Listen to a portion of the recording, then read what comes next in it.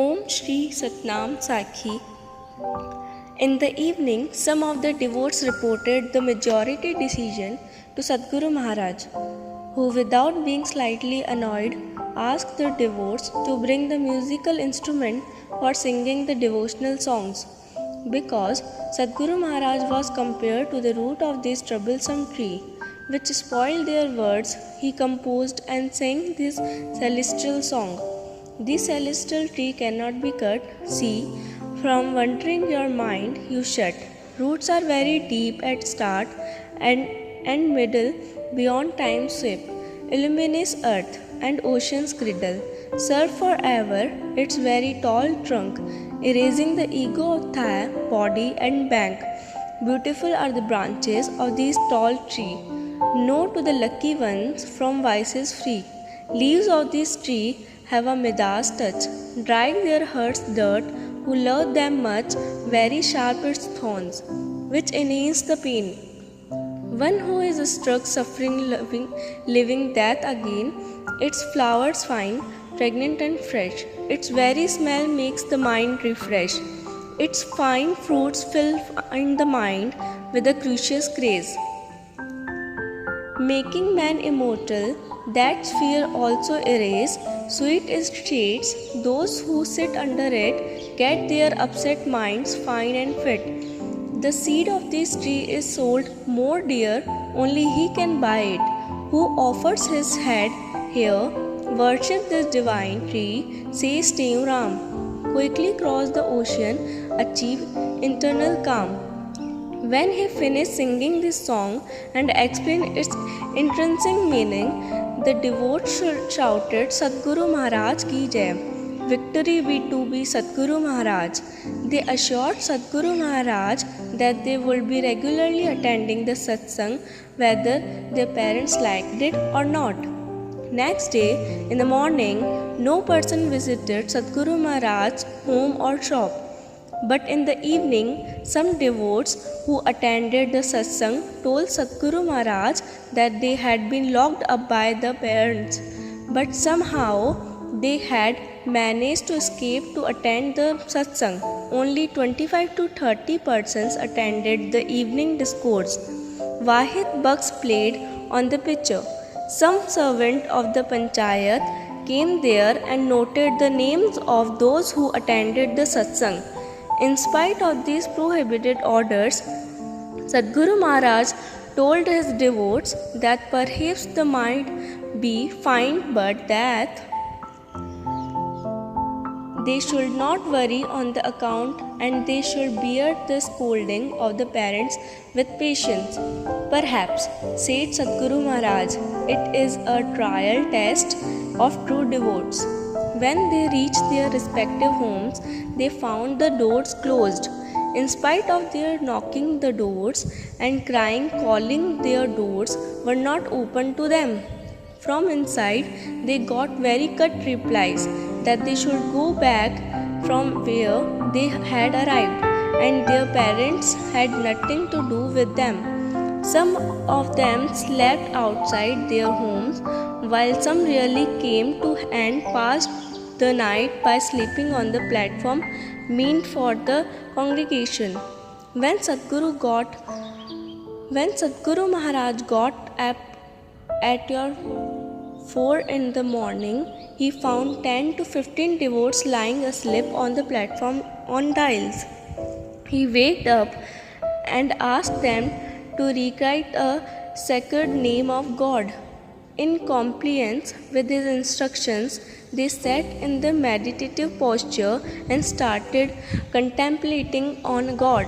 After being free morning ablutions, Sadguru Maharaj also sat down for meditation. After completing their meditation, they reversely touched the feet of Sadguru Maharaj, who smilingly asked them whether were not allowed to enter their homes. They replied that their parents were angry with them because, in spite of their forbidding them, they had attended satsang. Their parents were fined.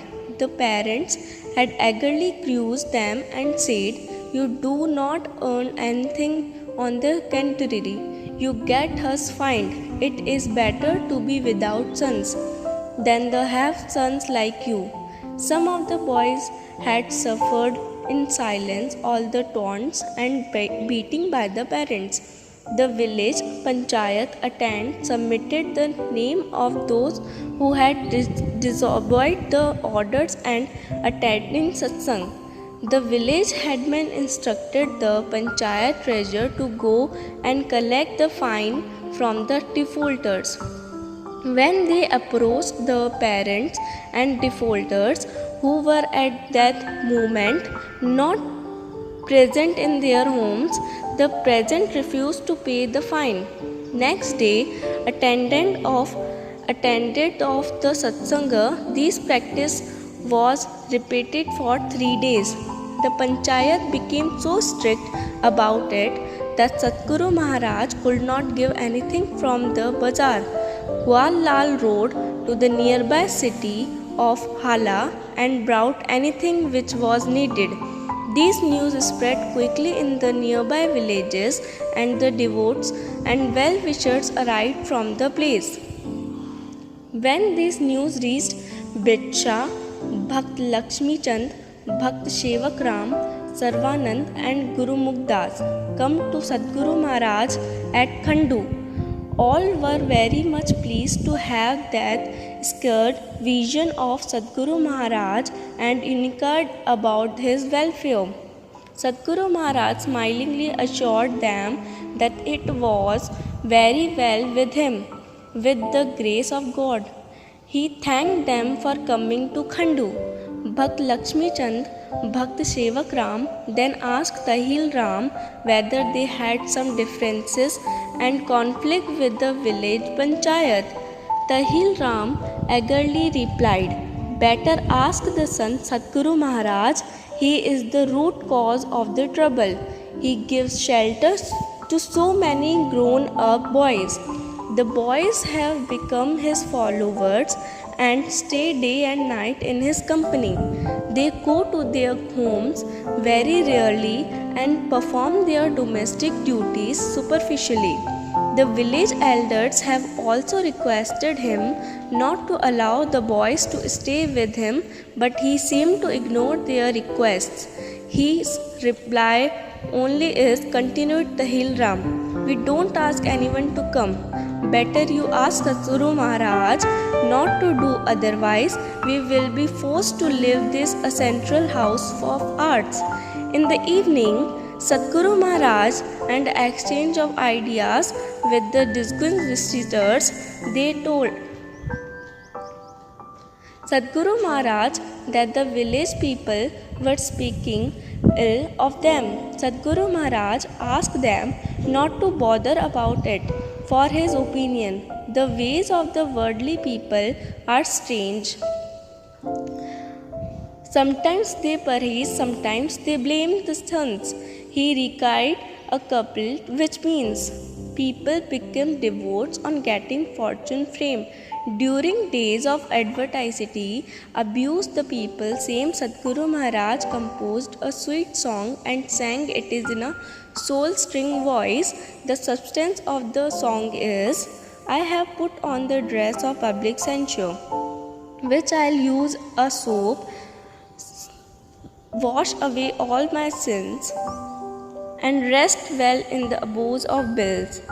I have made a raft of public criticism, Lord all good and bad that's in that raft of the crows, the oceans, the pairs of the opposite, and rest in the abode of bliss. I have made a beautiful garland and public taunts and rebukes put in it around my neck, and am resting peacefully in the escort of bliss." Shri Tehuram says he is different from the people, for he has drunk the cup of self-intoxication, by drinking which he has been able to shed all the three pretenses and shyness, Lok Laja, Kul Laja, Ved Laja. The atmosphere was full of spiritual ecstasy and rapture. Quite a number of devotees from outside the village had assembled to sip the ambrosial words of Satguru Maharaj. The number of devotees from the villages itself was only 10 or 12. I have to put on the necklace of the public censure, left all the support of all the worldly people, taken refuge at the lotus feet of Lord, and am taking rest in the people abode. That night Bhakt Lakshmi Chand and others asked Satguru Maharaj as to what was the foreigner about. Sri Tahil Ram said, "If you do not allow the boy to come near you, all this trouble can end." Satguru Maharaj said that he did not call the boys from their homes. "How can I drive away the devotees who visit me voluntarily? Do you think it proper that I should drive them away? I'll never do anything which is against the code of right conduct or is irregulous. It is not befitting visit them of their own accord. It is matter's duty to embarrass the one who takes the refuge at this feet. One who takes refuge must be protected, listening to the sweet and meaningful words of Satguru Maharaj." Bhakt Lakshmi Chand and Sevak Ram consulted Mother Krishna and Tahil Ram and told them that whatever Satguru Maharaj said was right and that it was not befitting and right for the sons to drive away those who come to visit them. Hence, be pleased to wait for 10 to 20 days till this commotion dies down. If it does not happen like this, to come to Bircha, where there are lots of houses for you to live in. Next day, many devotees and spiritual illuminated persons arrived from Bircha along with Bhakt Chetaram, Krishnadas, Tejuram. Every day, about 25 to 30 people, sons travels arrived at Satguru Maharaj's residence. They took their meals there. That Satguru Maharaj community lunch bhandara continued interrupted day and night. Any poor orphan could have these meals there. There was no restriction of any kind. The parents whose sons and birds had not returned home even after 3 days come to Satguru Maharaj and beast, "O Holy One, do tell these boys to return home of their mothers," and shedding copious tears in their absence.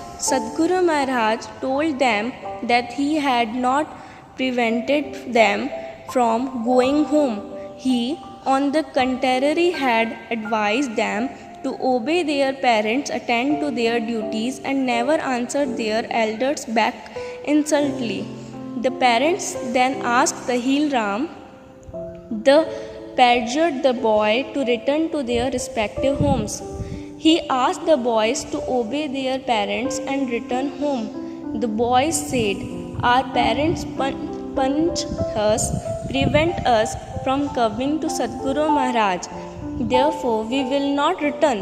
If you also drive us away, we will go and somewhere else." Satguru Maharaj asked them to obey their parents and return home. The boys solicited Satguru Maharaj, "Thus, our parents would being us, shut in dark cells, abuse and insult us and prevent us from visiting you. We therefore will not go back." The parents then assured Satguru Maharaj that they would neither beat them nor prevent them from visiting them. On their assurance, Satguru Maharaj again asked them to return to their respective homes. They obeyed. In the evening, when those boys who had returned home along with their parents meet Satguru Maharaj, narrated their tales of boys, rooms, and beaten by their parents. Satguru Maharaj smiled and said, with the words of endearment that one has to sacrifice one's head in this difficult path of devotions and bear all the hardship and taunts, God puts His true devotees on trial. Those who really thirst of God have to bear a lot of sorrow and sufferings. Suraj Satguru Maharaj said in the consoling manner, "It is all the will of God. From times immemorial, He treats His dear devotees like this. It is all His grace, therefore, do not lose heart and steadily walk on the path of devotion. God will do all the best." Then Sadguru Maharaj started doing satsang.